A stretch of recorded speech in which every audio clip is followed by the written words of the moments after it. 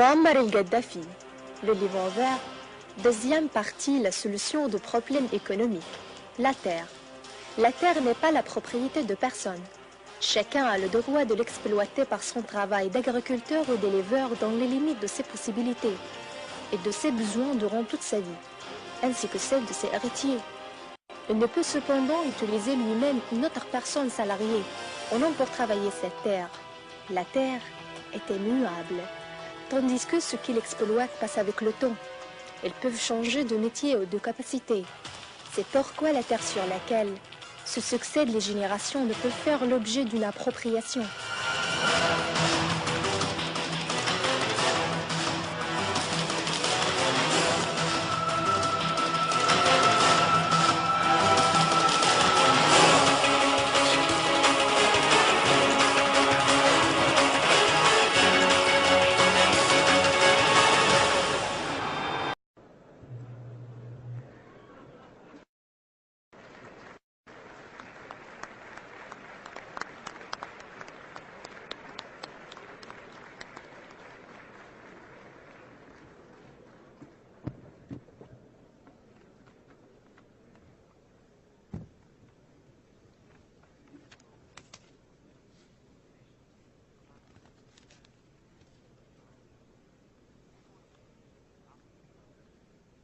بسم الله.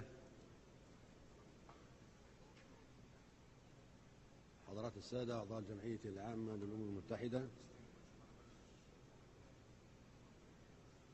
أحييكم باسم الاتحاد الأفريقي. Au nom de l'Union africaine, أدعو أن يكون هذا الانعقاد je voudrais saluer les membres de l'Assemblée générale des Nations unies لحياة العالم. et j'espère que cette séance sera l'une des plus historiques de l'histoire du monde. Au nom de l'Assemblée générale, en sa 64e session, présidée par la Libye, de l'Union africaine, d'un millier de royaumes africains traditionnels et en mon propre nom,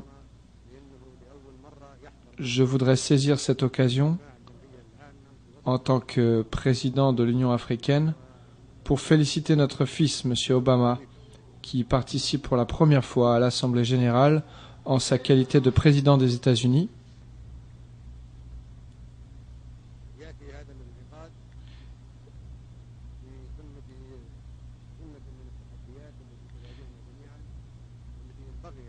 Et pour le saluer, étant donné que c'est son pays qui nous accueille pour cette réunion. Cette séance a lieu alors que nous devons faire face à de nombreux défis et que le monde entier devrait s'unir et rassembler ses efforts pour relever les défis qui constituent notre principal ennemi commun, à savoir les changements climatiques et les crises internationales comme le déclin de l'économie capitaliste, les crises de l'eau et de la nourriture, la désertification, le terrorisme, l'immigration, la piraterie, les épidémies naturelles et celles causées par l'homme, ainsi que la prolifération nucléaire.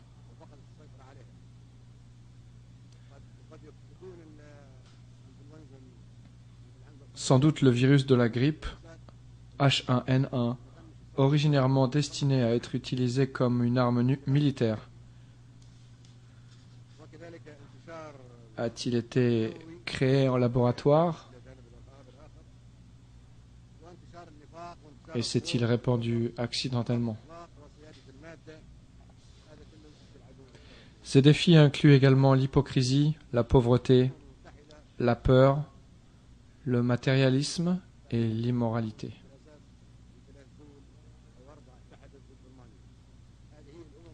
Comme on le sait, l'ONU a été créée par 3 ou 4 pays, à l'époque unis contre l'Allemagne. L'ONU s'est formée avec les pays qui s'étaient réunis pour lutter contre l'Allemagne pendant la Seconde Guerre mondiale.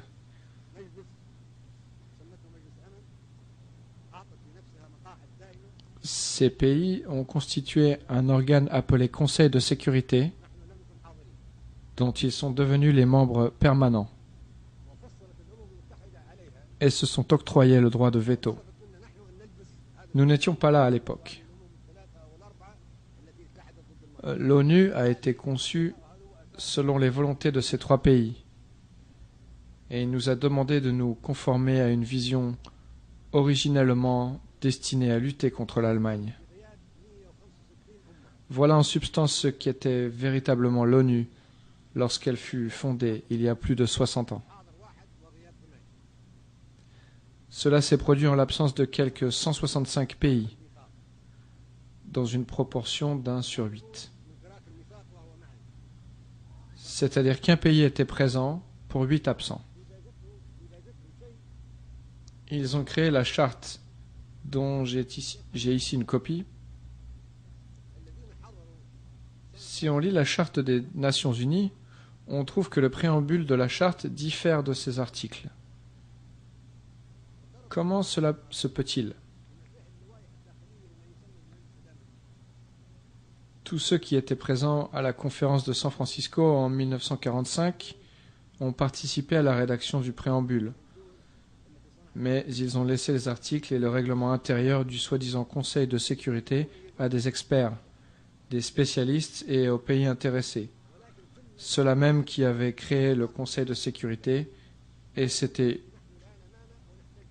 uni contre l'Allemagne. Le préambule est très attrayant et personne n'a rien à y redire.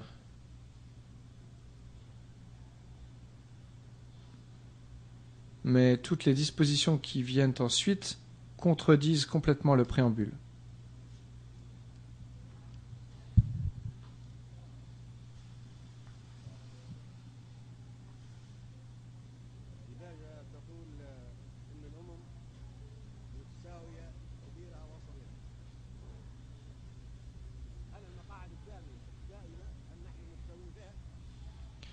Nous rejetons ces dispositions et nous ne les observerons jamais. Elles sont révolues depuis la fin avec la Seconde Guerre mondiale. Le préambule dit que toutes les nations, grandes ou petites, sont égales. Sommes-nous égaux s'agissant des sièges permanents? Non, nous ne sommes pas égaux. Le préambule déclare noir sur blanc que toutes les nations sont égales, qu'elles soient grandes ou petites. Avons-nous le droit de veto? Sommes-nous vraiment égaux? Le préambule dit que nous avons les mêmes droits, que nous soyons une grande ou une petite nation. C'est ce qui est dit dans le préambule et ce sur quoi nous nous sommes mis d'accord.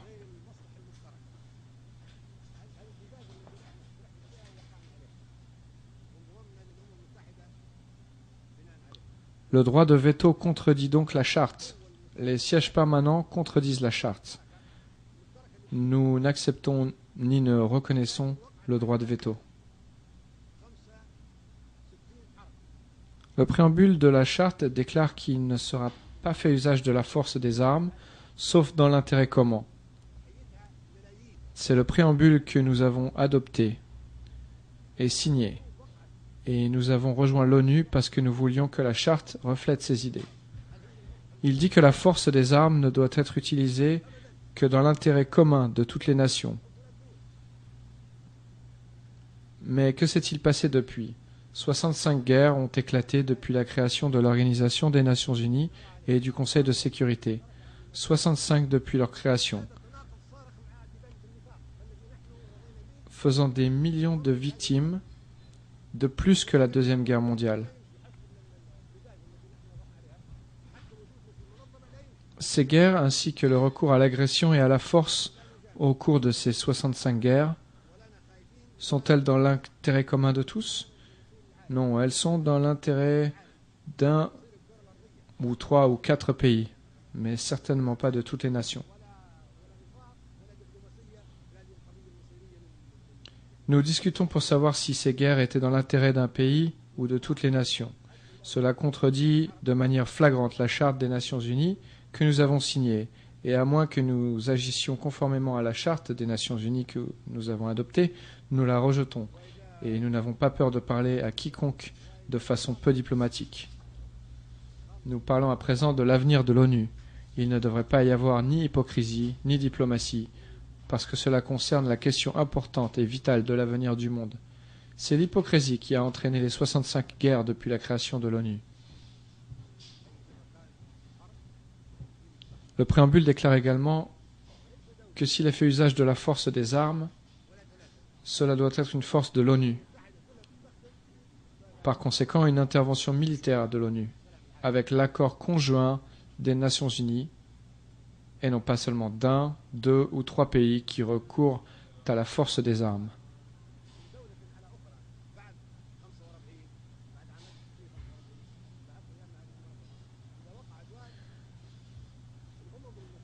L'ensemble des Nations Unies doit décider d'entrer en guerre pour maintenir la paix et la sécurité internationale. Depuis la création de l'ONU en 1945, si un pays commet un acte d'agression envers un autre, l'ensemble des Nations Unies doit condamner et mettre fin à cet acte.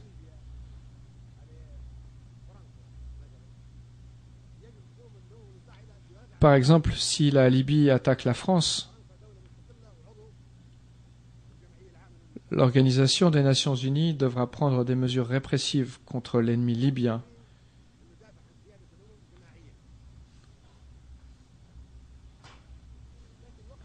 Car la France est un État indépendant et souverain, membre de l'Assemblée générale des Nations Unies. Nous avons l'obligation de défendre la souveraineté des États de manière collective.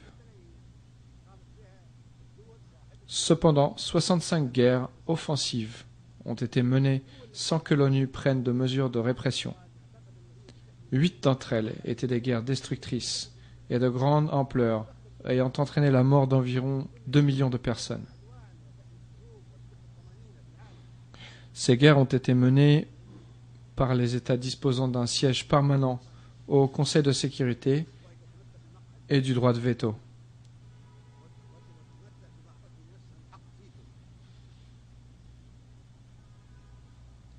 Les États sur lesquels nous nous appuyons et comptons pour garantir la sécurité et l'indépendance des peuples ont eux-mêmes porté atteinte à leur indépendance et ont eu recours à la force oppressive.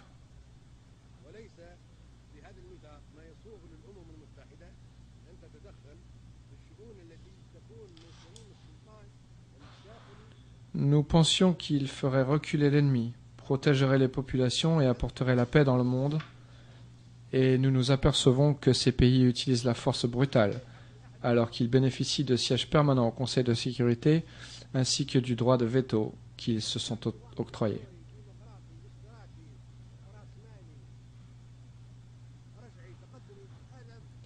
Aucune disposition de la présente charte n'autorise les Nations Unies à intervenir dans des affaires qui relèvent essentiellement de la compétence nationale d'un État. Cela signifie que le régime étatique relève des affaires intérieures d'un pays et que personne ne peut intervenir dans ces affaires. Le régime en place peut être dictatorial, démocratique, socialiste, capitaliste, réactionnaire ou progressiste. Cela concerne la société elle-même, car il s'agit d'affaires intérieures.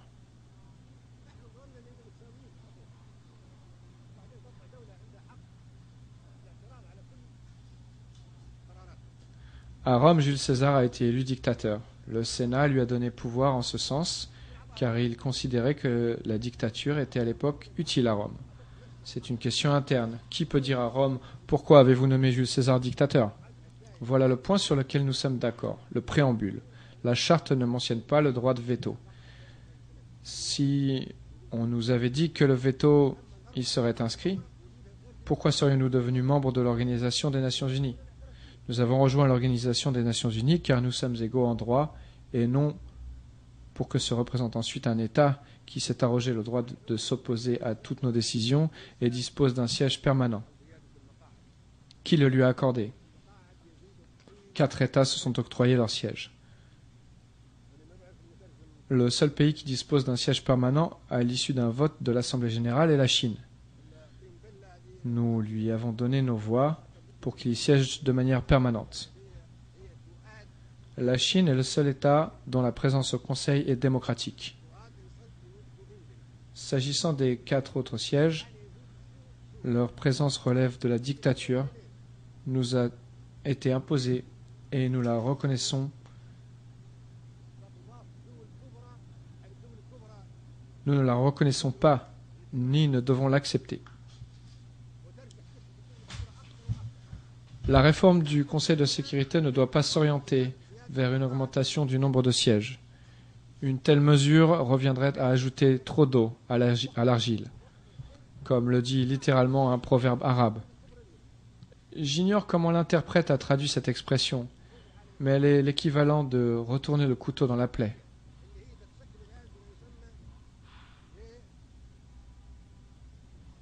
Sa traduction n'est pas aisée, mais elle signifie empirer les choses ou rajouter une couche.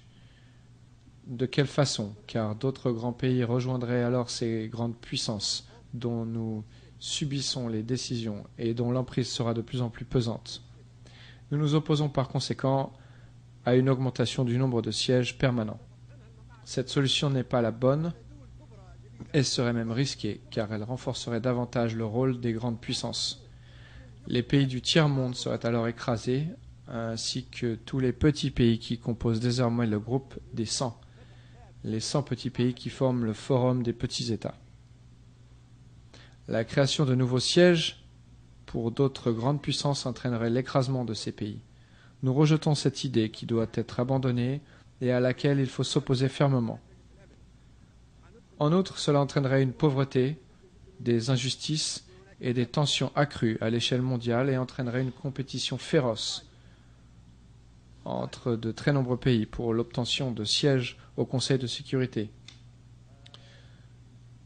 Seraient ainsi en concurrence l'Italie, l'Allemagne, l'Indonésie, l'Inde, le Pakistan, les Philippines, le Japon, le Brésil, le Nigeria, l'Argentine, l'Algérie, la Libye, l'Égypte, la République démocratique du Congo, l'Afrique du Sud, la Tanzanie, la Turquie, l'Iran, la Grèce et l'Ukraine.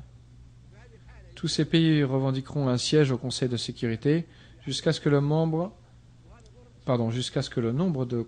de membres du Conseil atteigne presque celui de l'Assemblée, ce qui n'est pas réaliste.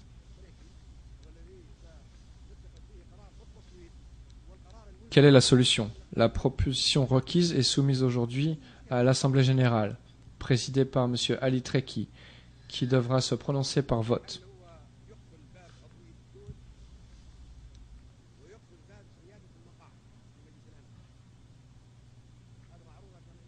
Il s'agit de prendre en compte les décisions prises à la majorité des voix de l'Assemblée générale sans tenir compte de tout autre organe.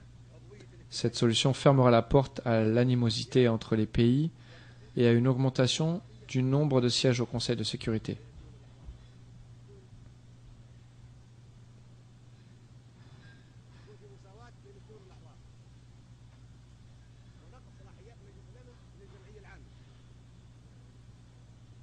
Cette proposition est soumise à l'Assemblée générale, au secrétaire général et à M. Treki. Cela permettra de baser l'appartenance à l'organisation sur le fédéralisme, d'instaurer un système démocratique fondé sur l'égalité de tous les États membres et de confier le mandat du Conseil de sécurité à l'Assemblée générale.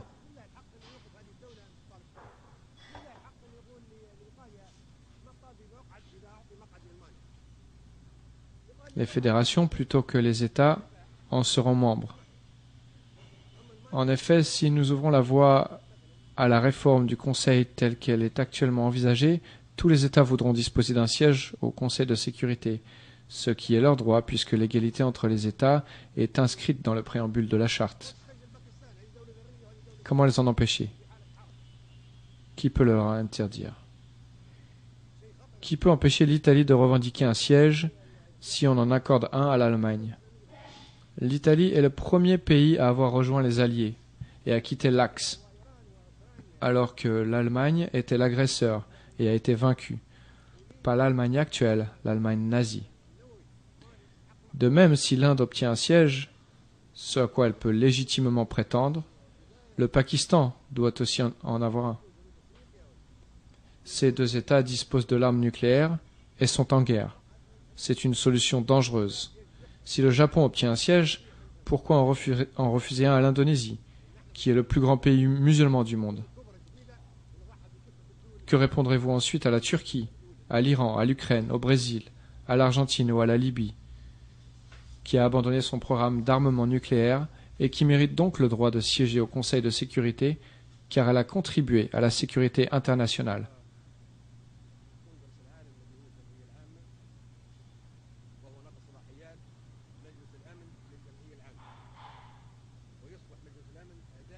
L'Égypte, le Nigeria, l'Algérie, le Congo, l'Afrique du Sud, la Tanzanie et l'Ukraine sont également des États importants. Il faut abandonner cette idée. L'élargissement du Conseil est un stratagème absurde. Comment procéder à la réforme de l'ONU si d'autres grandes puissances viennent nous imposer leur volonté?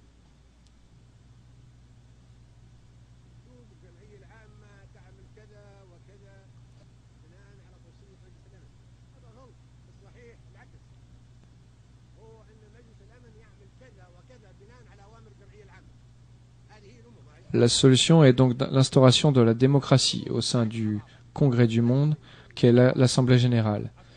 Il faut confier le mandat du Conseil de sécurité à l'Assemblée générale, le Conseil devenant simplement un organe exécutif pour la mise en œuvre des décisions de l'Assemblée.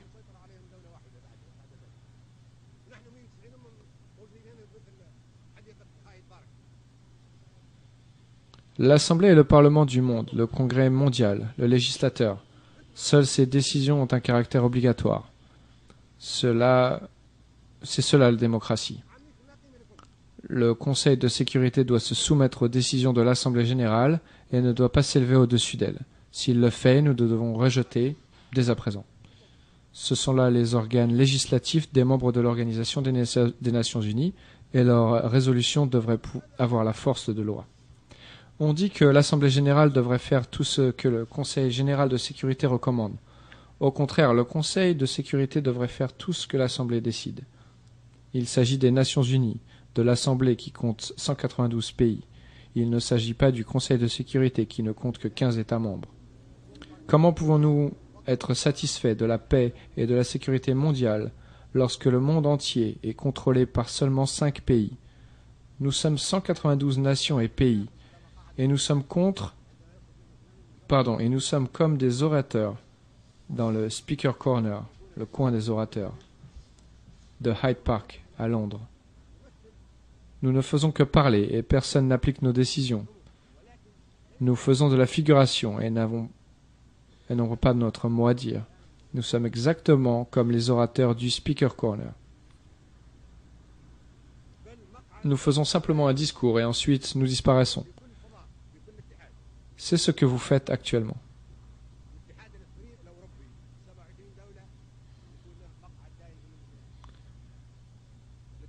Les 27 pays de l'Union européenne devraient avoir un siège permanent au Conseil de sécurité.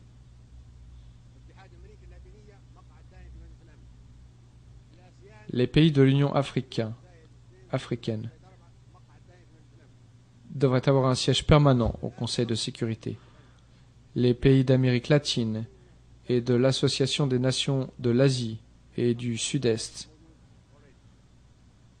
devraient avoir des sièges permanents. La Fédération de Russie et les États-Unis d'Amérique ont déjà des membres permanents du Conseil de sécurité. La Communauté de développement de l'Afrique australe, SADC, une fois qu'elle est pleinement constituée, devrait avoir un siège permanent. Les 22 pays de la Ligue des États arabes devraient avoir un siège permanent. Les 57 pays de l'Organisation de la Conférence islamique devraient avoir un siège permanent. Les 118 pays du mouvement des pays non alignés devraient avoir un siège permanent. Il y a également le G100. Peut-être les petits pays devraient eux aussi avoir un siège permanent. Les pays qui ne font pas partie de ces unions que j'ai mentionnés pourraient peut-être avoir également un siège permanent, qu'ils occuperont à tour de rôle, tous les 6 ou 12 mois. Je pense notamment aux pays comme le Japon et à l'Australie, qui ne font pas partie de ces organisations, telles que l'ASEAN, ou comme la Fédération de Russie, qui n'est pas membre des unions européennes, latino-américaines ou africaines. Cela pourrait être une solution pour ces pays si l'Assemblée générale vote pour cette proposition. Cette question est de la plus haute importance. Comme je l'ai déjà dit, l'Assemblée générale est le Congrès et le Parlement du monde, le dirigeant du monde. Nous sommes les nations qui la composent en toute entité, qui ne fait pas partie de cette Assemblée générale, ne sera pas reconnue. Le président de l'Assemblée, M. Ali Abdul Salam Treki, et le secrétaire général, M. Ban Ki-moon, rédigeront le texte du projet et établiront les comités nécessaires pour présenter cette proposition et la mettre aux voix. Notre proposition est donc que le Conseil de sécurité sera composé d'unions et de nations.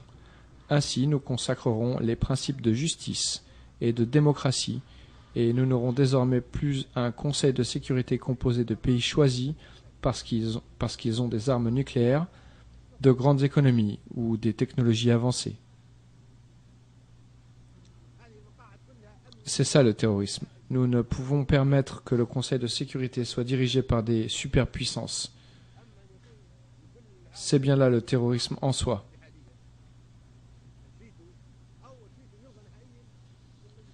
C'est ce que nous devrions faire si nous voulons un monde unifié, sûr et pacifique. Si nous voulons continuer de vivre dans un monde en proie à la guerre, c'est à vous de voir. Nous continuerons d'avoir des conflits et de nous battre jusqu'au jour du jugement dernier ou de la fin du monde. Tous les membres du Conseil de sécurité devraient avoir le droit d'user du veto, ou alors nous devrions nous débarrasser de l'idée même du veto avec cette nouvelle formation du Conseil. Ce serait un véritable Conseil de sécurité. Selon ces nouvelles propositions présentées à l'Assemblée générale, ce serait un conseil exécutif contrôlé par l'Assemblée générale qui aura réellement le pouvoir et pourra faire toutes les règles. Ainsi, tous les pays seront sur un pied d'égalité au sein du Conseil de sécurité, tout comme ils le sont au sein de l'Assemblée générale. Au sein de l'Assemblée générale, nous sommes tous traités sur un pied d'égalité pour ce qui est de devenir membre et de voter. Tel devrait également être le cas au sein du Conseil de sécurité. Aujourd'hui, un pays a le droit de veto, un autre pays n'a pas le droit de veto. Un pays a un siège permanent, un autre pays n'a pas de siège permanent.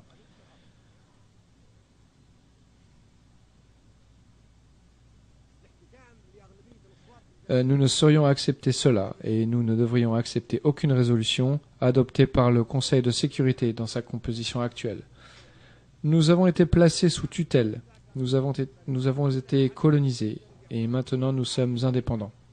Nous sommes ici aujourd'hui pour décider de l'avenir du monde d'une manière démocratique, pour maintenir la paix et la sécurité de toutes les nations, grandes et petites, sur un pied d'égalité.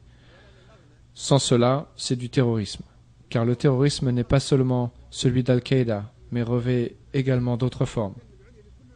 Nous devrions être guidés par la majorité qui se dégage des votes au sein de l'Assemblée générale seulement. Si l'Assemblée générale prend une décision en mettant en voix, ses ordres devraient être suivis et sa décision devrait être appliquée. Nul n'est au-dessus de l'Assemblée générale. Toute entité affirmant être au-dessus de l'Assemblée générale devrait quitter l'ONU et être isolée. La démocratie n'est pas pour les riches et les plus puissants ou pour ceux qui commettent des actes terroristes. Toutes les nations devraient être et devraient apparaître sur un pied d'égalité.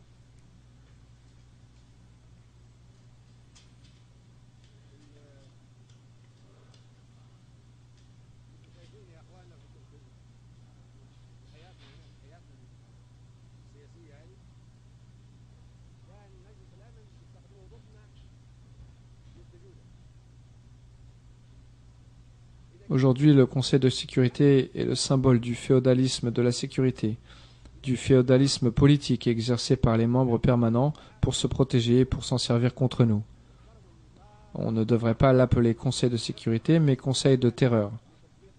Sur le plan politique, s'ils ont besoin d'utiliser le Conseil de sécurité contre nous, ils s'adressent au Conseil de sécurité. S'ils n'ont pas besoin de l'utiliser contre nous, ils ignorent le Conseil de sécurité.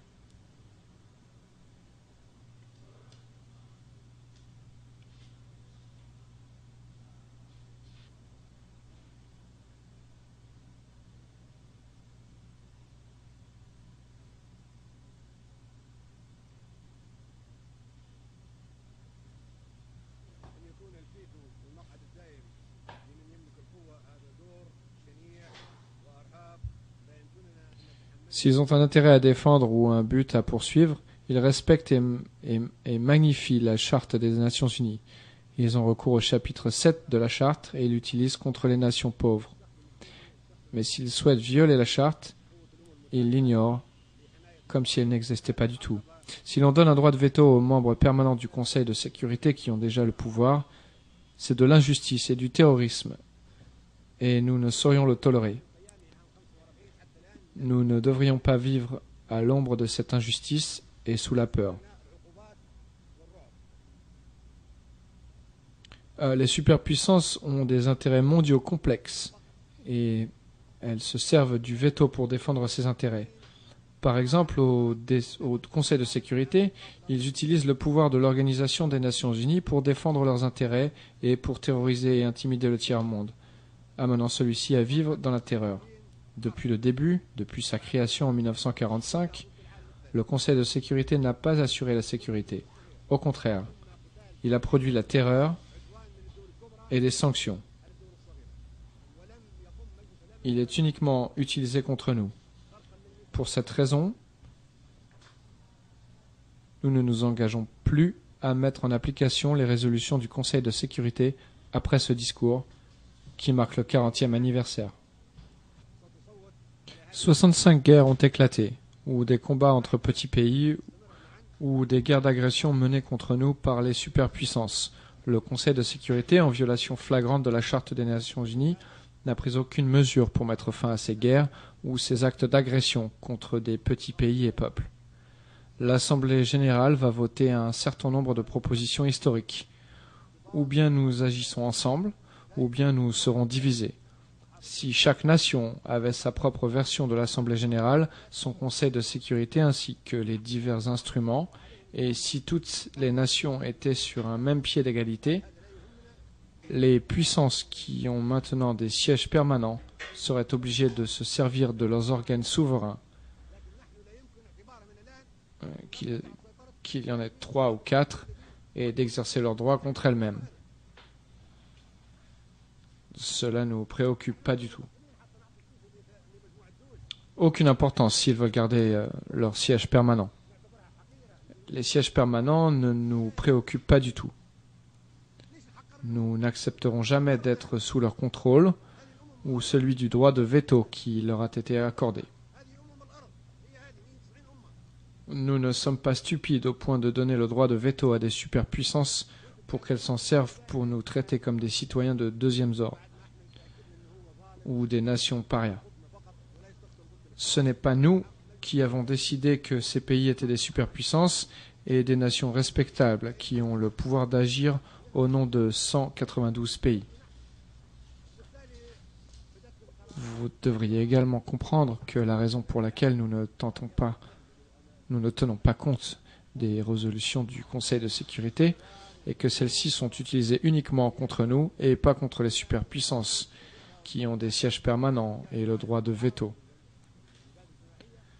Ces puissances n'utilisent jamais de résolution contre elles-mêmes, mais elles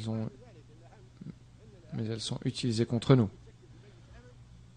Cela a réduit l'Organisation des Nations Unies à un simulacre de ce qu'elle est censée être, à cause des guerres et a violé la souveraineté des États indépendants. Cela a entraîné des crimes de guerre et des génocides, et tout cela en violation de la Charte des Nations Unies. Puisque personne ne tient compte du Conseil de sécurité de l'Organisation des Nations Unies, tous les pays et toutes les communautés ont créé leur propre Conseil de sécurité. Et en conséquence, le Conseil de sécurité qui siège ici se retrouve isolé. L'Union africaine a déjà institué son propre Conseil de paix et de sécurité. L'Union européenne a créé un Conseil de sécurité. Et les pays asiatiques ont déjà créé leur Conseil de sécurité. Bientôt, l'Amérique latine aura son propre Conseil de sécurité, de même que les 120 pays non alignés.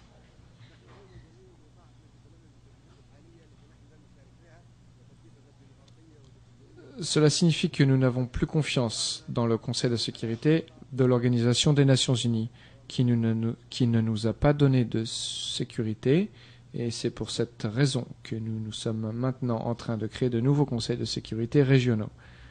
Nous ne nous engageons pas à respecter les règles ou les résolutions du Conseil de sécurité de l'Organisation des Nations Unies sous sa forme actuelle, parce qu'il n'est ni démocratique ni juste, mais dictatorial. Personne ne peut nous forcer à nous joindre au Conseil de sécurité ou à obéir ou respecter ses résolutions ou ses ordres avec sa structure actuelle. Par ailleurs, il n'existe ni respect à l'égard de l'Organisation des Nations Unies, ni considération pour l'Assemblée générale, qui constitue en fait la vraie Organisation des Nations Unies, mais dont les résolutions n'ont pas la force obligatoire. Les décisions de la Cour internationale de justice, l'organe judiciaire international, sont uniquement rendues contre les petits pays et les nations du tiers-monde. Les pays puissants échappent à l'attention de la Cour. Ou alors, lorsque des décisions judiciaires sont prises contre ces pays puissants, elles ne sont pas mises en application. L'Agence internationale de l'énergie atomique, AIEA, est une agence importante du système des Nations Unies. Cependant, les pays puissants ne sont pas obligés de lui rendre des comptes et ne relèvent pas de sa compétence. Nous avons découvert que l'AIEA est uniquement utilisée contre nous. On nous dit qu'il s'agit d'une organisation internationale, mais si tel est le cas, tous les pays du monde devraient relever de sa compétence. Si elle n'est pas réellement internationale, nous ne devrions plus l'accepter et nous devrions fermer ses portes, tout de suite, après le prononcé de ce discours. M. Trekkie, en sa qualité de président de l'Assemblée générale, devrait parler au directeur général de l'AIEA, M. El Baradei, et lui demander s'il est prêt à contrôler les stocks d'énergie nucléaire dans tous les pays et à vérifier toutes les éventuelles augmentations de stocks là où il existe des soupçons à ce sujet. S'il répond par l'affirmative, alors nous accepterons que l'agence est compétente. Si par contre il dit qu'il ne peut pas aller dans certains pays qui ont des capacités nucléaires et qu'il ne relève pas de sa compétence, alors nous devrions fermer les portes de cette agence et rejeter sa compétence.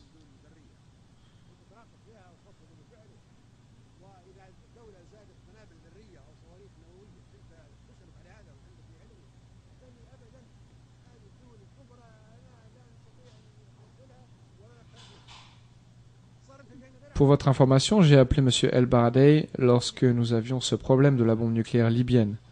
J'ai appelé M. El Baradei et je lui ai demandé si l'agence contrôlait la mise en application des accords conclus entre les superpuissances pour réduire leur fourniture nucléaire et s'il savait s'il y avait une augmentation d'activité nucléaire dans ces pays. Il m'a répondu qu'il n'était pas en mesure de demander aux superpuissances de se laisser inspecter. Alors cela veut-il dire que c'est nous uniquement que l'agence inspecte? Si tel est le cas, cette agence n'est pas une organisation internationale, puisqu'elle est sélective, tout à fait comme le Conseil de sécurité et la Cour internationale de justice. Ceci n'est pas équitable, c'est au contraire à l'esprit de l'Organisation des Nations Unies. Nous nous opposons catégoriquement à cette situation. S'agissant de l'Afrique, qu'il y ait une réforme de l'Organisation des Nations Unies ou non, et même avant qu'on procède au vote sur les propositions historiques, on devrait accorder à l'Afrique un siège permanent au Conseil de sécurité. Elle n'a que trop attendu. Même en laissant de côté la réforme de l'Organisation des Nations Unies, nous pouvons certainement dire que l'Afrique a été colonisée, isolée et persécutée, et qu'on lui a ravi ses droits. Ses habitants ont été réduits à l'esclavage et traités comme des animaux, tandis que son territoire a été colonisé et mis sous un régime de tutelle. Ces pays de l'Union africaine méritent un siège permanent. C'est une vieille dette qui doit être payée, et cela n'a rien à voir avec la réforme de l'Organisation des Nations Unies.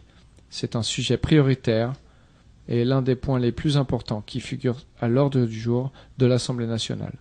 Personne ne peut dire que l'Union africaine ne mérite pas un siège permanent. Qui pourrait s'opposer à cette proposition? Je défie quiconque de la contester. Où est la preuve que l'Union africaine ou le continent africain ne mérite pas un siège permanent? Personne ne peut raisonnablement le nier. Un autre point qui devrait faire l'objet d'un vote à l'Assemblée générale est celui de l'indemnisation des pays qui ont été colonisés afin d'empêcher qu'à l'avenir un continent ne soit colonisé et ne voit ses droits usurpés ou ses richesses pillées. Pourquoi les Africains vont-ils en Europe? Pourquoi les Asiatiques vont-ils en Europe? Pourquoi les Latino-Américains vont-ils en Europe?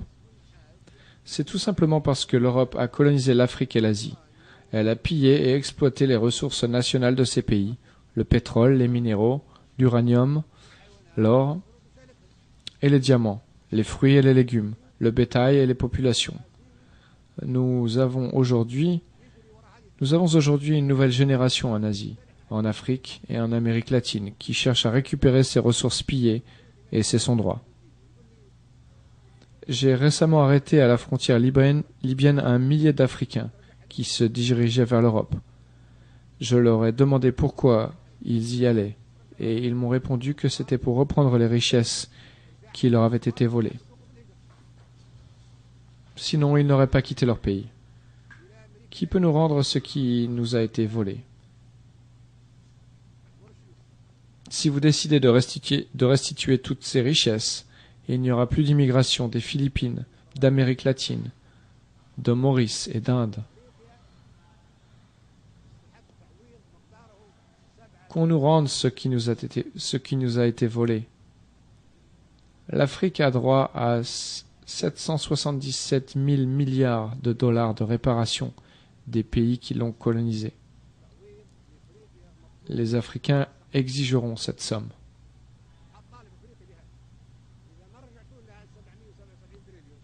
Et si vous ne le leur rendez pas, ils iront là où vous avez emmené ces milliers de milliards de dollars.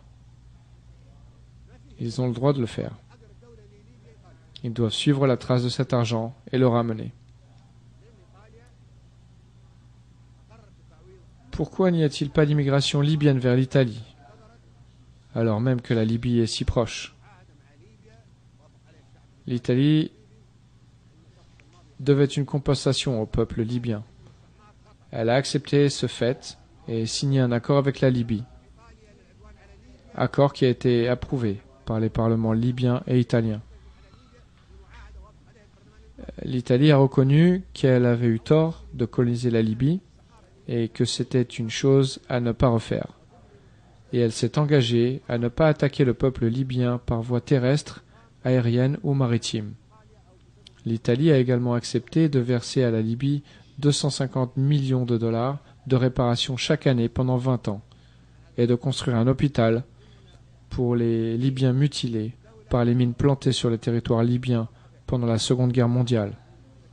L'Italie a présenté des excuses et promis qu'elle n'occuperait plus jamais le territoire d'un autre pays. Il faut saluer ces mesures prises par l'Italie, qui était un royaume à l'époque du régime fasciste et qui a beaucoup apporté à la civilisation, ainsi que le Premier ministre Berlusconi et son prédécesseur, qui ont également apporté leur contribution en la matière. Pourquoi le tiers-monde exige-t-il des réparations? Afin qu'il n'y ait plus de colonisation, afin que les pays grands et puissants ne colonisent plus. sachant qu'ils auront à verser des réparations. Il faut punir la colonisation. Les pays qui ont nui à d'autres peuples à l'époque coloniale doivent verser des réparations pour les dommages et les souffrances infligées sous leur domination. Il y a une autre chose que je voudrais dire, mais avant cela, et la question est assez délicate, je voudrais faire une petite digression.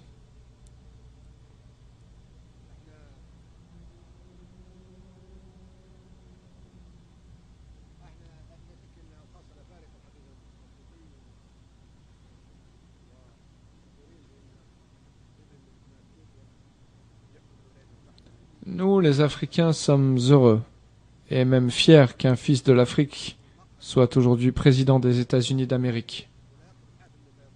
C'est un événement historique. Aujourd'hui, dans un pays où autrefois les Noirs ne pouvaient pas côtoyer les Blancs, dans les cafés ou les restaurants, ou s'asseoir à côté d'eux dans les autobus, le peuple américain a élu à la présidence un jeune homme noir d'origine kenyane, M. Obama. C'est merveilleux, et nous en sommes fiers. C'est le début d'un changement. Mais en ce qui me concerne, Obama est un soulagement temporaire pour les 4 ou 8 prochaines années. J'ai bien peur que nous ne revenions au point de départ. Personne ne peut garantir comment l'Amérique sera gouvernée après Obama. Nous serions heureux qu'Obama puisse rester éternellement président des États-Unis d'Amérique. La déclaration qu'il vient de prononcer montre qu'il est totalement différent de tous les présidents américains que nous avons vus.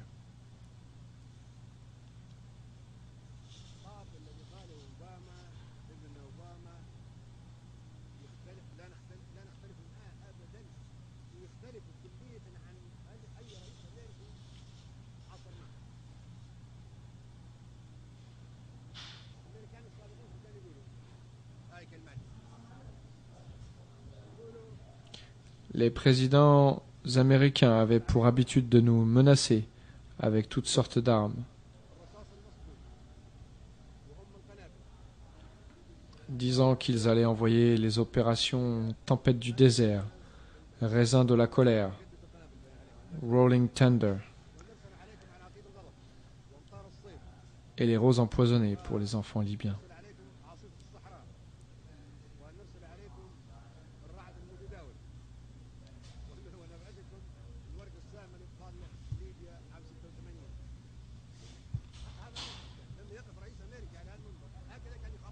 C'était leur façon de procéder. Les présidents américains avaient pour habitude de nous menacer avec des opérations telles que Rolling Thunder au Vietnam, Tempête du désert en Irak.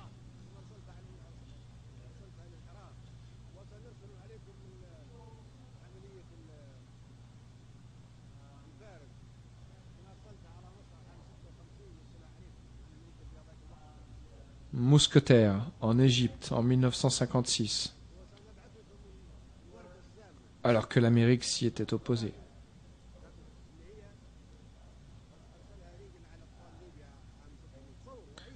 Et les roses empoisonnées envoyées par Reagan aux enfants libyens.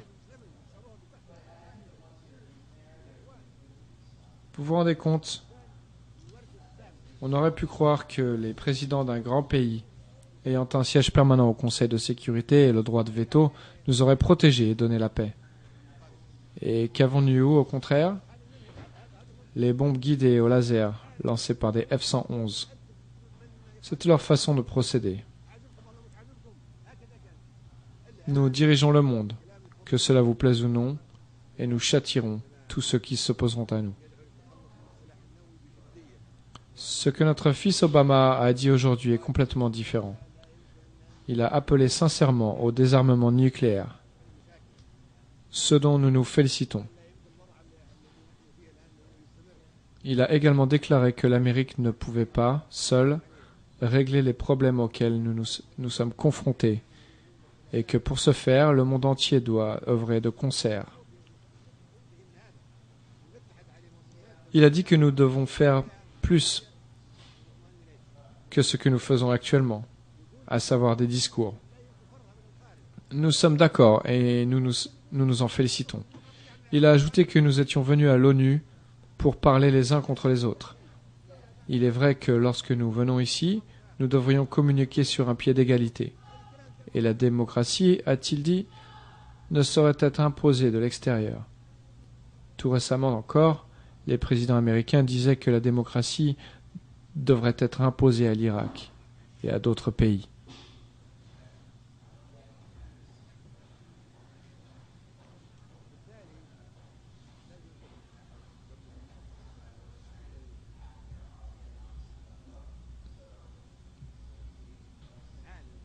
Obama a dit que c'était une affaire intérieure.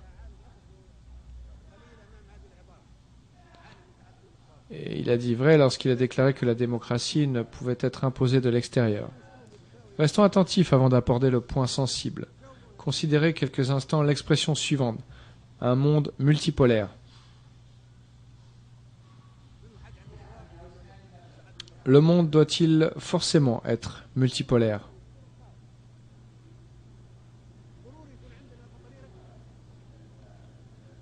Pourquoi les nations ne seraient-elles pas toutes placées sur un pied d'égalité ? Donnez-nous la réponse. Quelqu'un est-il en mesure de répondre et d'affirmer que la multipolarité est préférable ? Pourquoi n'y aurait-il pas d'égalité entre les nations, sans aucun pôle ? Est-il important d'avoir un patriarche ? Est-il important d'avoir des papes ? Doit-il y avoir des dieux ? Pourquoi vouloir un monde multipolaire ? Nous rejetons l'idée d'un monde multipolaire. Nous voulons un monde sans pôle, dans lequel toutes les nations, petites et grandes, sont égales. Les pôles nous écrasent. Le point sensible que je souhaite aborder est l'emplacement du siège de l'Organisation des Nations Unies, le lieu où nous nous trouvons actuellement. Je vous remercie bien de vouloir rester attentifs.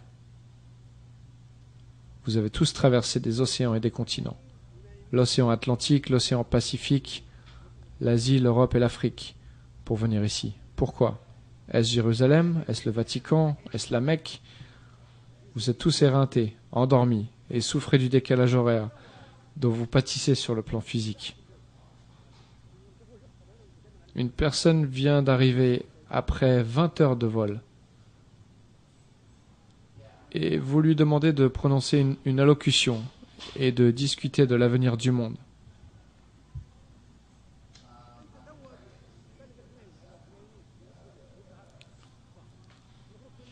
Il est clair que vous êtes tous assoupis et fatigués. Pour quelle raison ? Pourquoi cette fatigue ?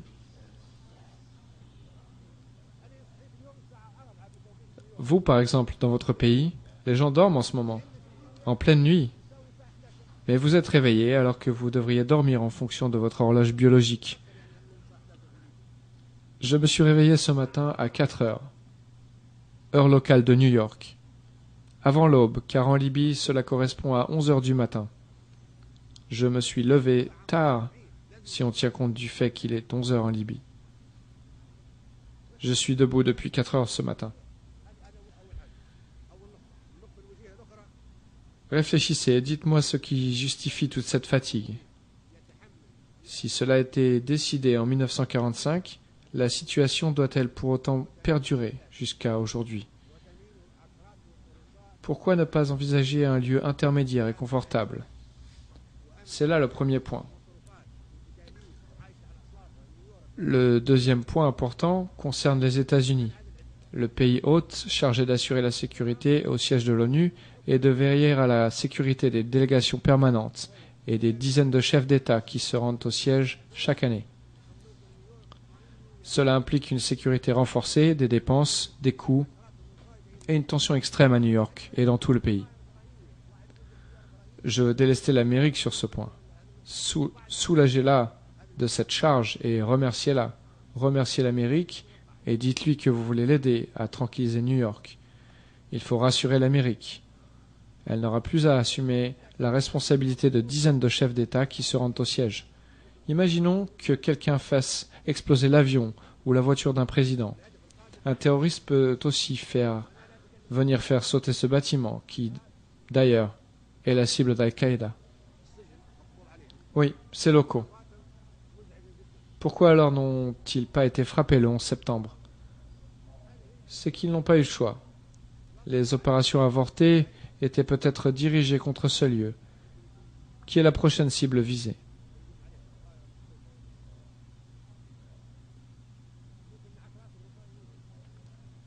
Mes propos sont fondés. Des dizaines de membres d'Al-Qaïda sont en effet détenus dans nos prisons et leurs aveux sont très troublants. L'Amérique vit ainsi sous très haute tension, car le bâtiment de l'Organisation des Nations Unies peut être la cible d'un détournement d'avion ou d'un missile pouvant entraîner la mort de dizaines de chefs d'État. Nous voulons soulager l'Amérique sur ce point. Nous la remercions, ne demandons qu'à l'aider et à transférer le siège dans un lieu non menacé. Au bout de 50 ans, le siège devrait être transféré vers une autre partie du monde. 50 ans en Occident suffisent. Les 50 années suivantes, il devrait se trouver au centre du globe, ou en Orient, et ainsi de suite, tous les 50 ans, à l'est, à l'ouest, au centre.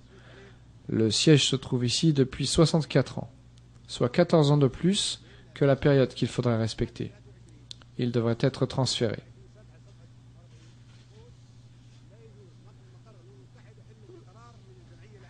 Cela n'a bien entendu rien à voir avec les États-Unis. C'est un service que nous rendons à l'Amérique, une aide que nous lui apportons en la remerciant.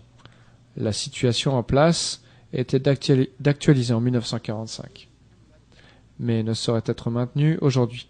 Nous ne l'acceptons plus. Cette proposition est bien entendu soumise à un vote de l'Assemblée générale et de l'Assemblée générale seulement. Au titre de la section 23 de l'accord de siège, le siège de l'Organisation des Nations Unies ne peut être transféré que si l'Assemblée générale le décide à la majorité simple. Si 51% des membres de l'Assemblée générale approuvent le transfert du siège, le siège doit être transféré.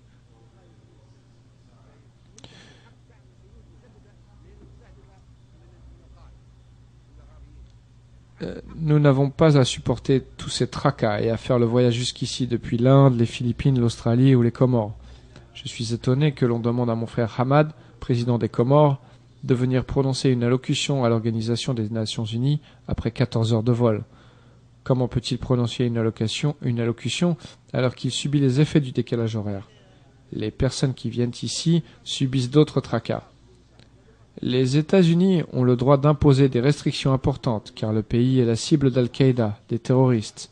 Il a le droit de prendre des mesures de sécurité, et nous ne remettons certainement pas cela en cause. Cependant, sommes-nous obligés de passer par toutes ces mesures? Cela n'est pas obligatoire. Pourquoi? Pour nous rendre à New York, notre venue à New York et toutes ces mesures ne s'imposent pas.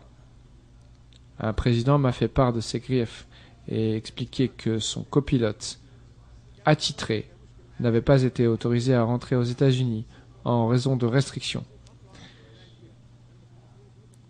Il a alors demandé comment il pouvait traverser l'océan Atlantique sans lui, et on lui a répondu de faire le voyage sans copilote. Pourquoi? Il n'a aucune obligation, il n'est pas tenu de venir. Un autre président s'est également plaint à moi et m'a dit que le chef de sa garde présidentielle n'avait pas obtenu de visa à cause d'une confusion sur son nom. Il a protesté, mais est venu sans lui.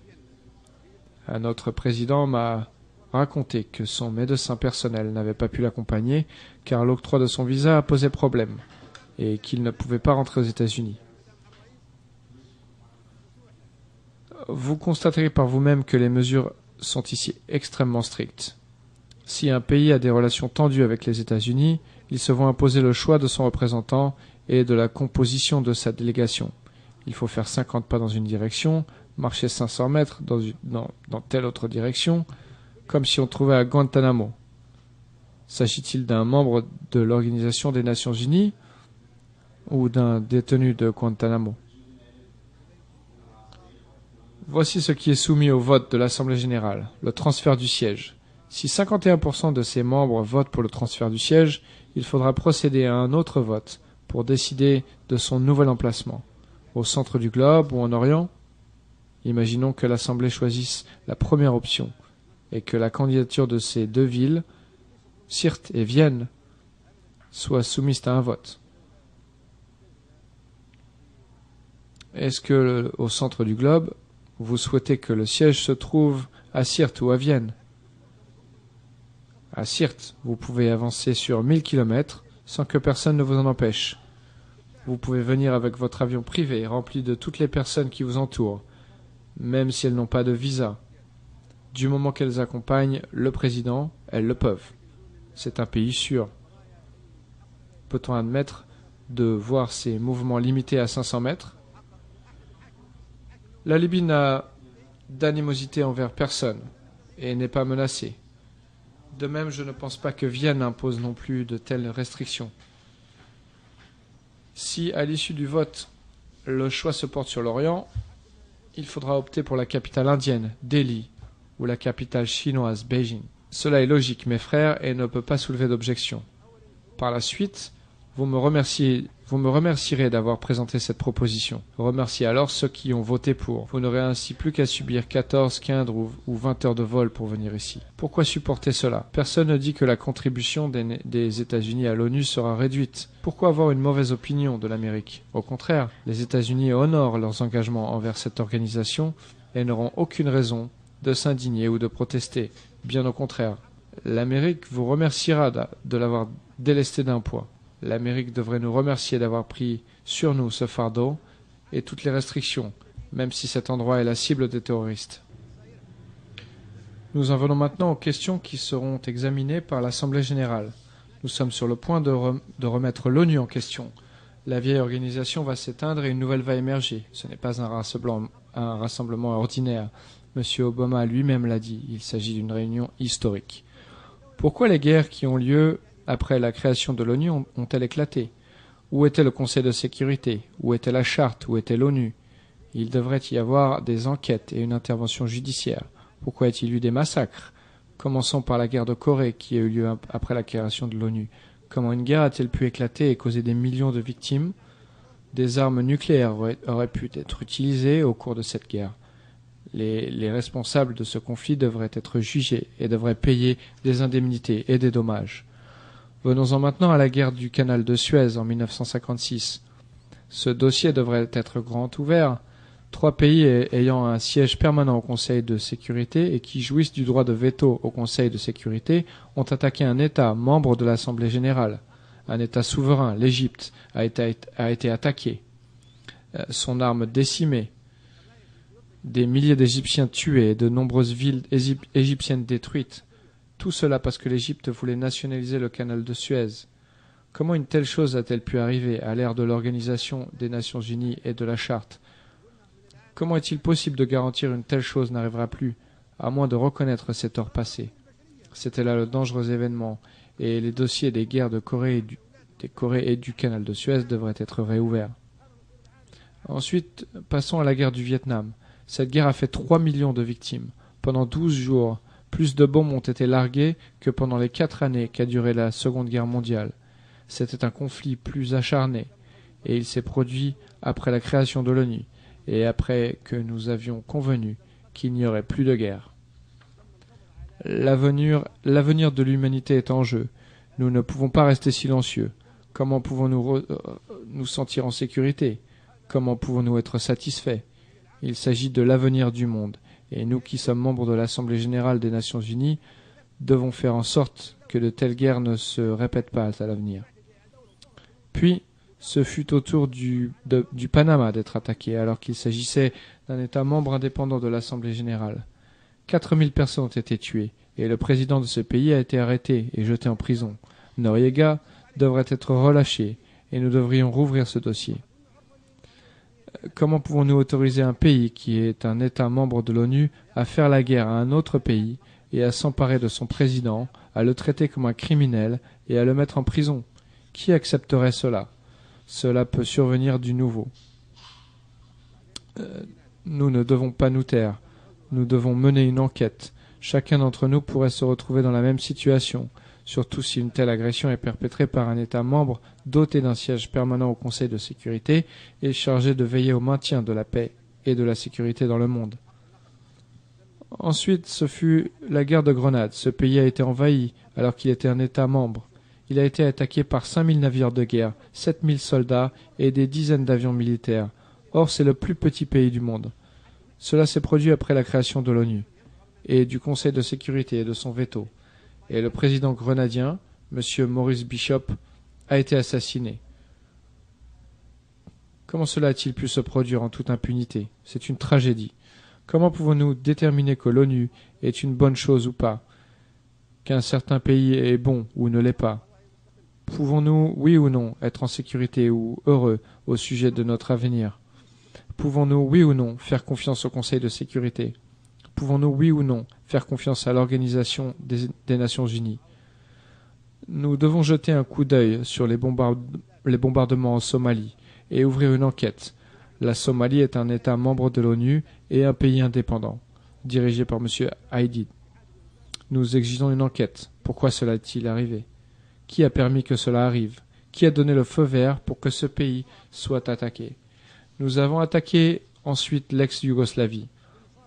Aucun pays n'est aussi paisible que la Yougoslavie, construite pas à pas et morceau par morceau, après avoir été détruite par Hitler. Nous l'avons aussi détruite, comme si nous refaisions la même chose qu'Hitler.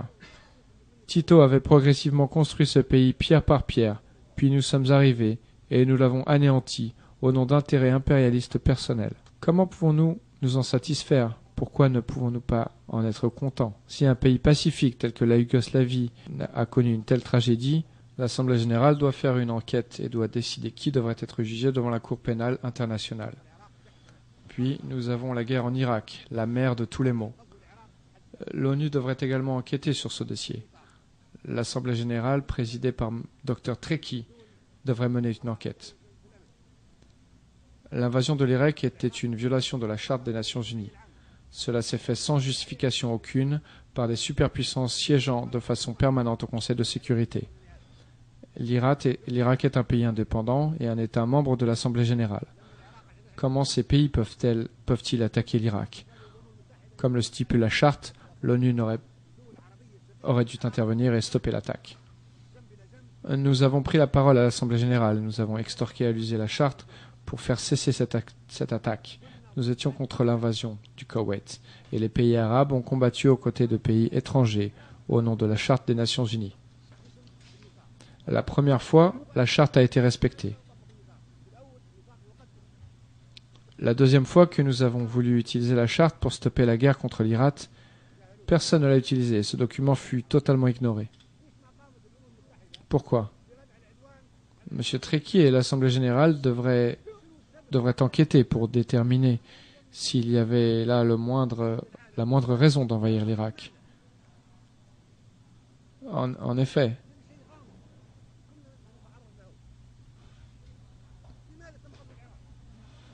les raisons de cette attaque restent mystérieuses et ambiguës. Et nous pourrions nous trouver face à la même situation.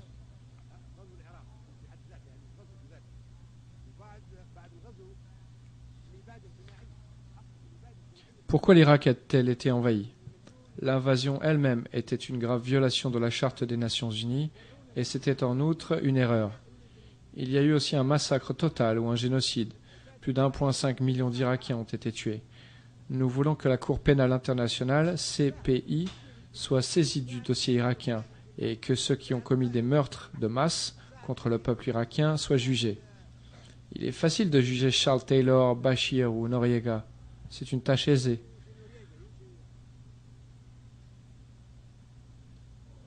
Entendu. Mais qu'en est-il de ceux qui ont commis des meurtres de masse contre les Irakiens? Ne peuvent-ils pas être jugés? Ne peuvent-ils pas comparaître devant la CPI? Si la Cour n'est pas capable de faire ce que nous lui demandons, alors nous ne devrions pas l'accepter. ou bien elle est conçue pour chacun d'entre nous, petit ou grand, ou bien nous devons la rejeter. Quiconque commet un crime de guerre peut être jugé, et nous ne sommes pas du bétail ou des animaux, comme ceux que l'on massacre pour l'Aïd. Nous avons le droit de vivre, et nous sommes prêts à nous battre et à nous défendre. Nous avons le droit de vivre dans la dignité, sous le soleil et sur la terre. On nous a déjà mis à l'épreuve, et nous avons tenu bon. Il y a également d'autres choses. Pourquoi les prisonniers de guerre irakiens peuvent-ils être condamnés à mort? Lorsque l'Irak a été envahi et que le président irakien a été arrêté, il était prisonnier de guerre. Il n'aurait pas dû être jugé, il n'aurait pas dû être pendu.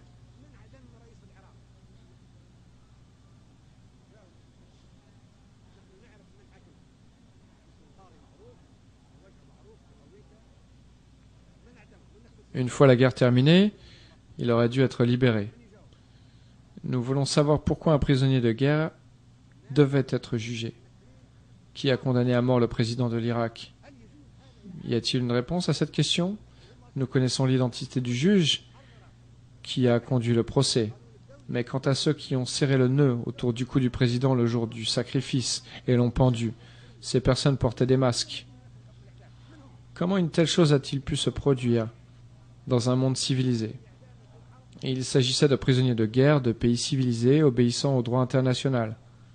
Comment des ministres d'un gouvernement et un chef de l'État ont-ils pu être condamnés à mort et pendus?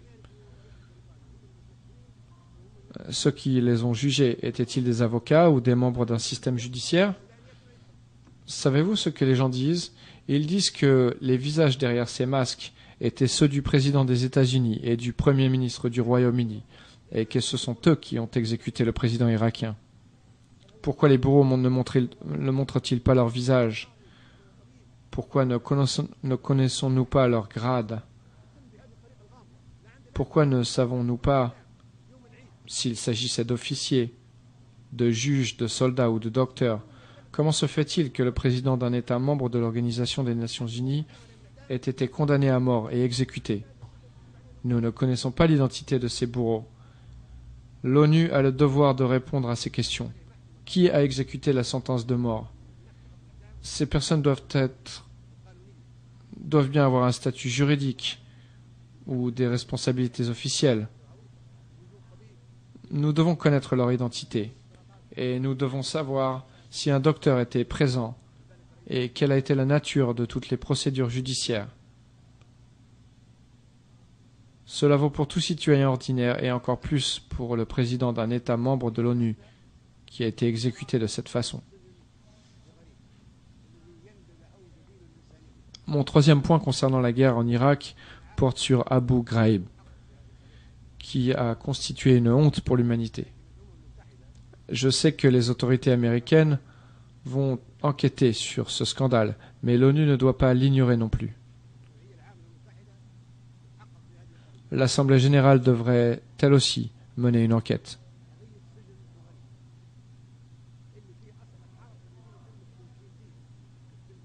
Les prisonniers de guerre détenus à la prison d'Abu Ghraib ont été torturés. Des chiens ont été lâchés sur eux. Des hommes ont été violés. Ces faits sont sans précédent dans l'histoire des guerres. Des actes de sodomie ont été commis. Un péché sans précédent, auquel aucun agresseur ou envahisseur ne s'était jamais livré encore. Les prisonniers de guerre sont des soldats, mais ces prisonniers, là, ont été violés dans leur geôle par un État qui est membre permanent du Conseil de sécurité.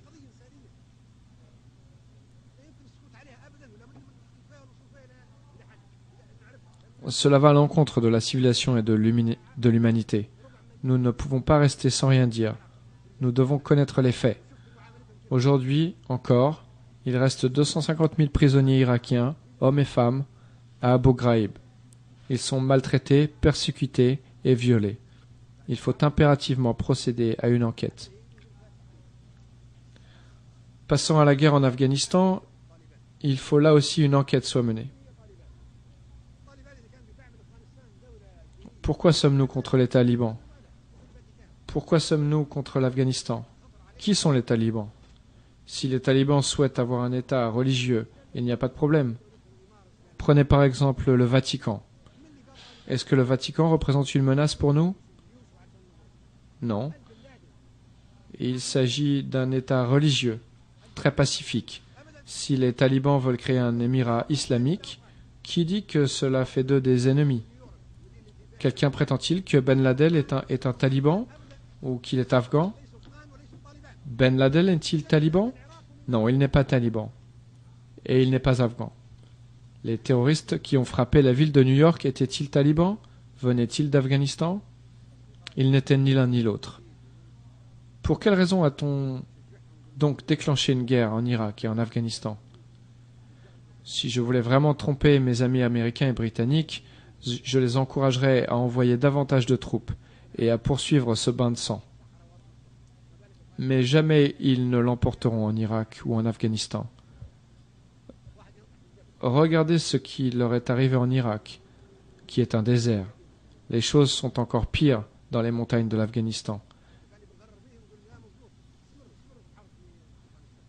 Si je voulais les tromper, je leur dirais donc de continuer la guerre en Irak et en Afghanistan. Mais non, je veux sauver les citoyens américains du Royaume-Uni et des autres pays qui combattent en Irak et en Afghanistan. C'est pourquoi je leur dis, laissez l'Afghanistan aux Afghans, laissez l'Irak aux Irakiens. S'ils veulent se faire la guerre entre eux, ils sont libres de le faire.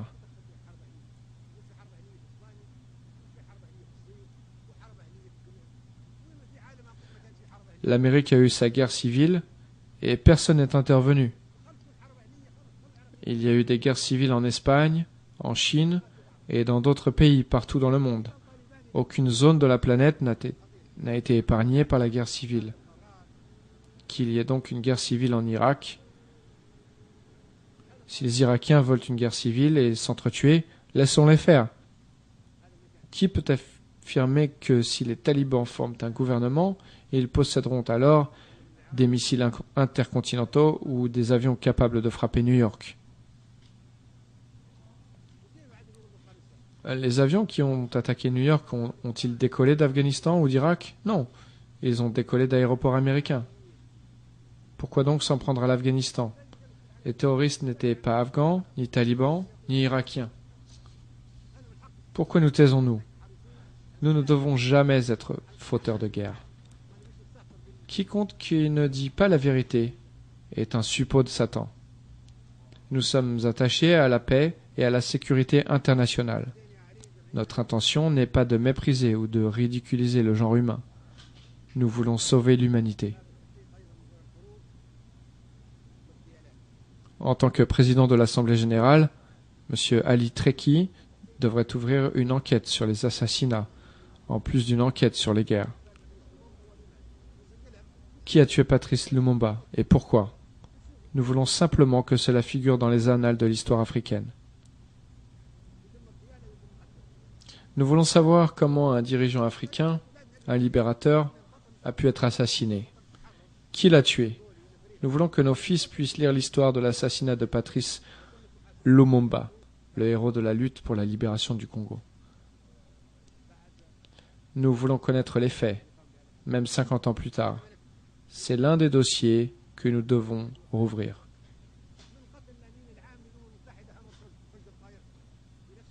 Qui a tué le secrétaire général Amos Koch? Qui a tiré sur son avion en 1961 et pourquoi? Il y a également l'assassinat du président des États-Unis Kennedy en 1963.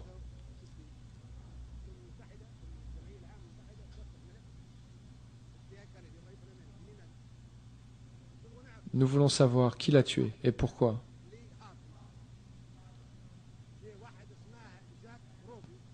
Quelqu'un du nom de Lee Harvey Oswald qui a ensuite été tué par un certain Jack Ruby.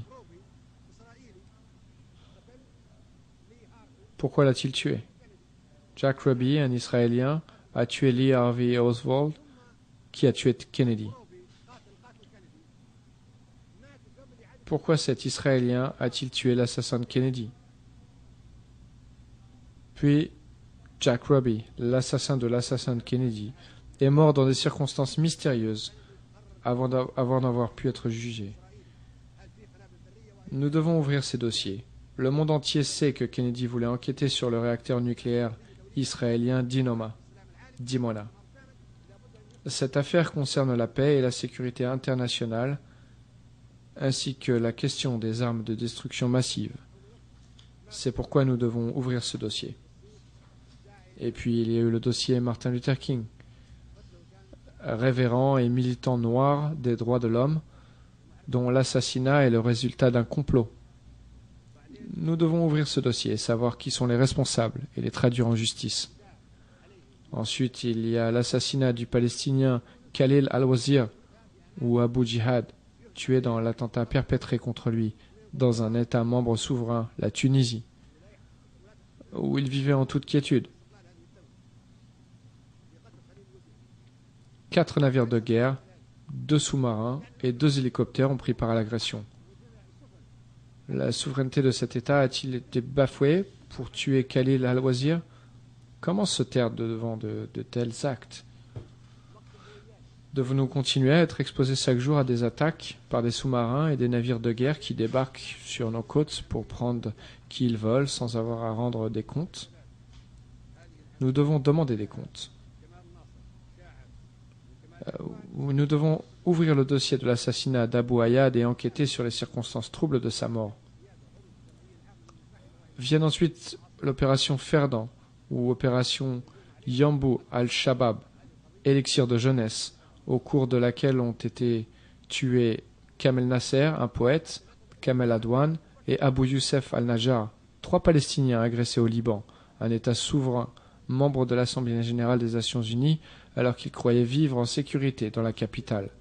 Dans cette affaire, nous devons découvrir l'auteur de ce crime pour qu'il soit jugé et qu'un tel acte ne se reproduise pas.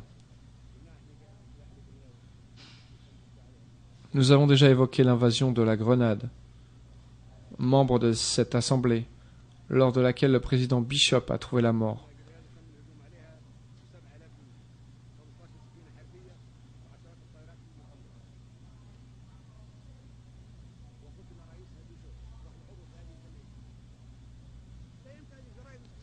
« 7000 soldats, 15 navires de guerre et des dizaines de bombardiers ont participé à cette opération contre un État membre.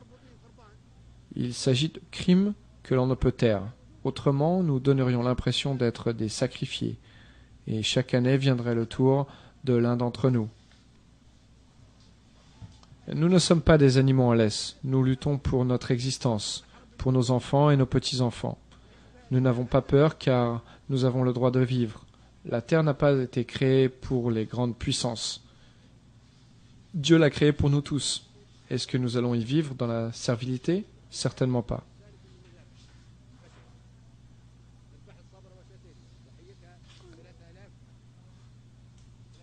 Des enquêtes doivent être ouvertes sur d'horribles guerres, assassinats et massacres. Le massacre de Sabra et Shatila a fait 3000 morts. Cette zone était sous la responsabilité de l'armée israélienne d'occupation. Un massacre y a été perpétré contre des hommes, des femmes et des enfants, pour la plupart palestiniens. 3000 morts. Comment se taire devant un tel crime, alors que le Liban est un pays indépendant et membre de cette assemblée qui a été occupée, dont la région de Sabra et Shatila a été prise sous contrôle et où 3000 personnes ont été tuées. Ensuite, il y a eu la tuerie de Gaza en 2008. Pour rappel, 1000 femmes y ont été tuées ou blessées, ainsi que 2200 enfants, soit 3200 femmes et enfants.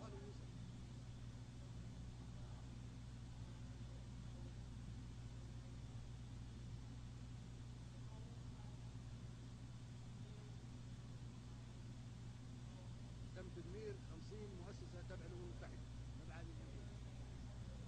تم تدمير 30 مؤسسة 50 bâtiments des Nations Unies ont été détruits durant l'agression, ainsi que 30 autres appartenant à des organisations non gouvernementales.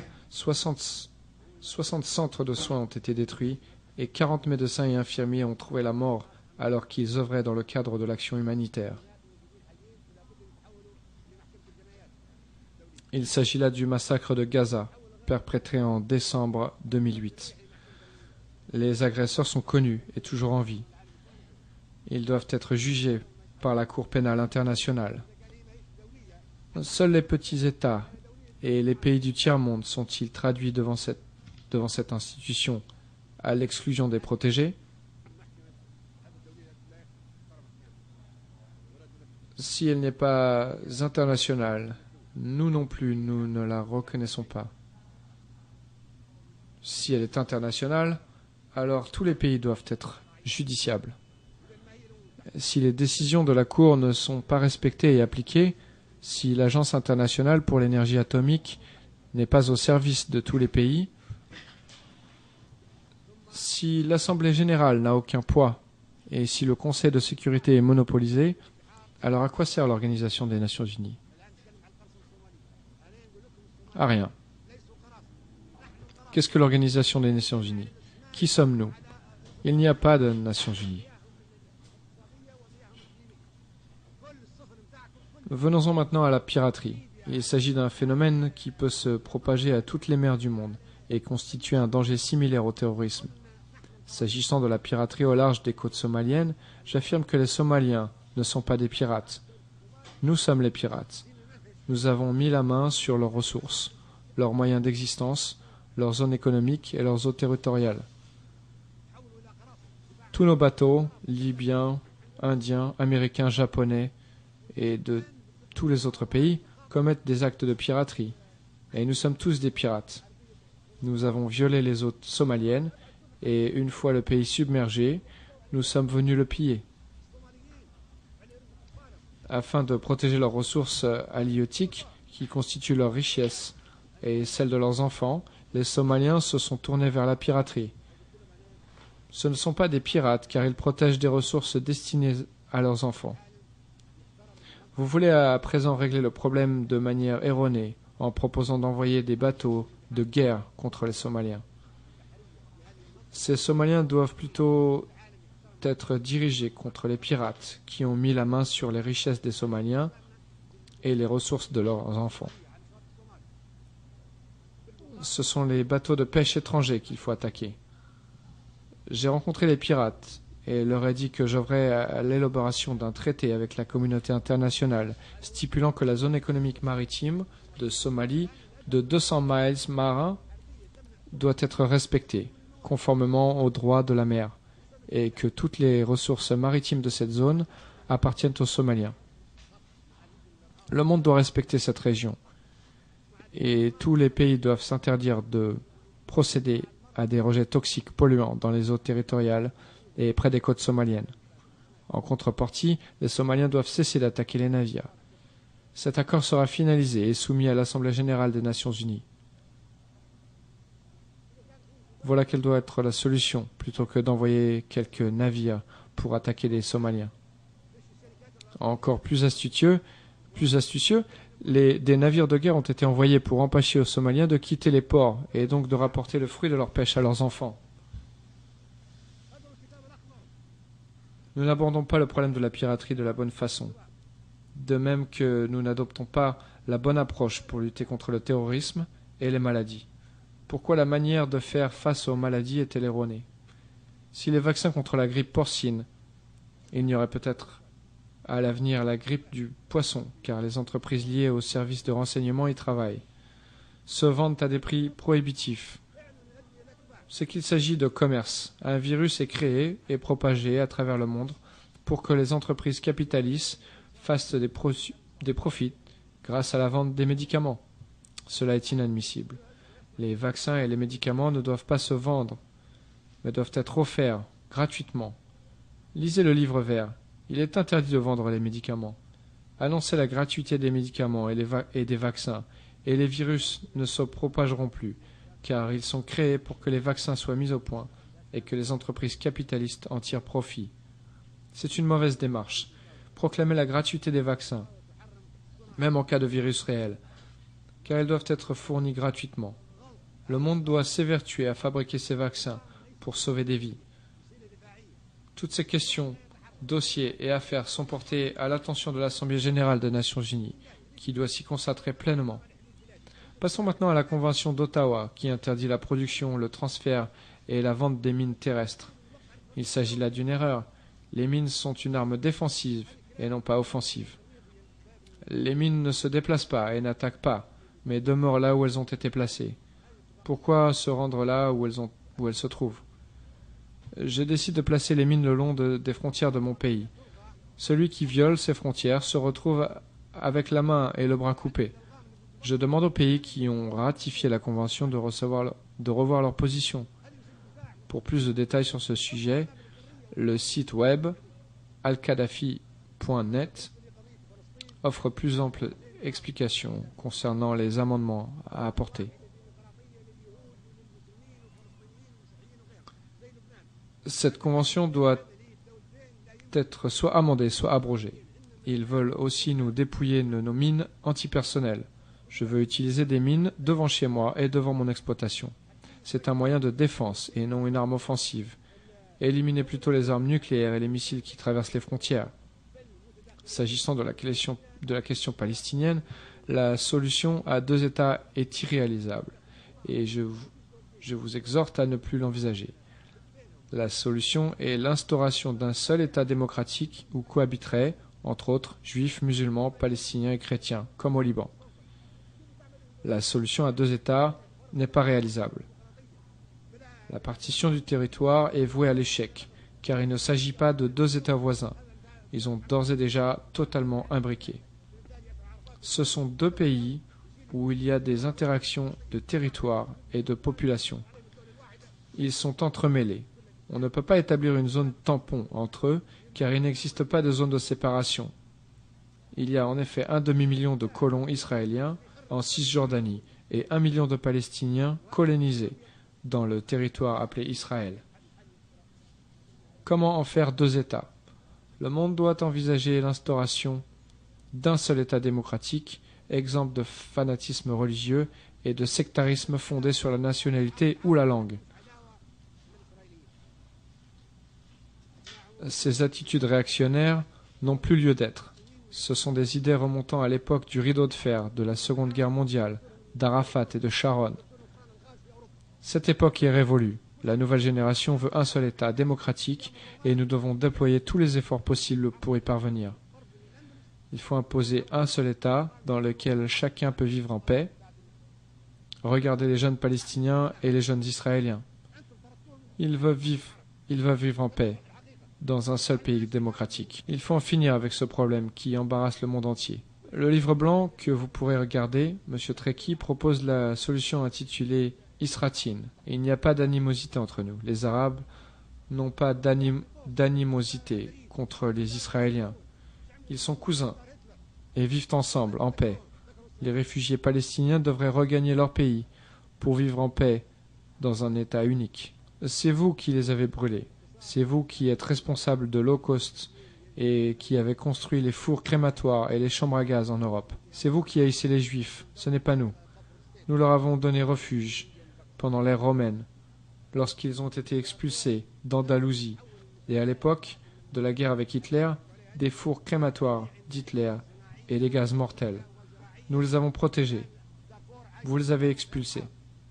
Et vous leur avez dit d'aller combattre les Arabes. Rétablissons la vérité. Nous ne sommes pas les ennemis des Juifs. Ce sont nos cousins. Les Juifs vont un jour avoir besoin des Arabes, et les Arabes vont les protéger dans l'avenir, comme ils l'ont fait dans le passé. Rappelez-vous de ce que Titus, Adrien, Édouard Ier et Hitler ont fait aux Juifs. C'est vous qui les haïssez, qui haïssez les Sémites. En quelques mots, la question du Cachemire appelle à une seule solution, à savoir que le Cachemire devienne un État indépendant, ni indien, ni pakistanais, pour que ce conflit se termine. S'agissant du Darfour, je souhaite que l'aide des organisations internationales dont vous parlez soit affectée à des projets en faveur du développement industriel, de l'irrigation et de l'agriculture, l'industrialisation et l'irrigation. La paix règne désormais au Darfour, et il n'y a pas de guerre. C'est vous qui avez dramatisé la situation à des fins d'ingérence, pour y asseoir votre influence en raison du pétrole et au détriment des habitants du Darfour. L'affaire Hariri est devenue un problème de l'ONU parce que vous avez demandé à l'ONU d'enquêter sur l'affaire Hariri, Dieu ait son âme. Vous voulez sacrifier le sang de Hariri et tirer profit de sa dépouille pour régler des comptes avec la Syrie. Sinon, pour quelle autre raison? Le Liban n'est-il pas un État indépendant avec un parquet, des lois, des tribunaux, une force de police capable de trouver les coupables? En réalité, ce ne sont pas les coupables que l'on recherche, mais l'on cherche plutôt à régler des comptes avec la Syrie. L'affaire Hariri est sacrifiée et l'enquête ne donnera aucun résultat. Partant, il faut que l'Organisation des Nations Unies soit également saisie des affaires Abu Ayyad, Khalil al-Wazir, Kennedy, Lumumba et Hammarskjöld. La Libye assure actuellement la présidence de l'Assemblée générale et c'est son droit. La Libye peut contribuer à aider le monde et à passer d'une époque à l'autre, à passer d'un monde malmené, affligeant, humilié, terrifié, redoutable et menaçant, à un monde où règne l'humanisme et la tolérance. J'assurerai le suivi de cette action avec l'Assemblée générale, avec M. Trekki et avec le secrétaire général, car nous ne permettons aucune complaisance ni concession s'agissant de la destinée de l'humanité, du combat que mènent les hommes pour vivre en paix, de la lutte du tiers-monde en particulier, et des 100 petits pays pour vivre comme il se doit, sous le soleil et sur terre. Ce combat sera poursuivi jusqu'au bout.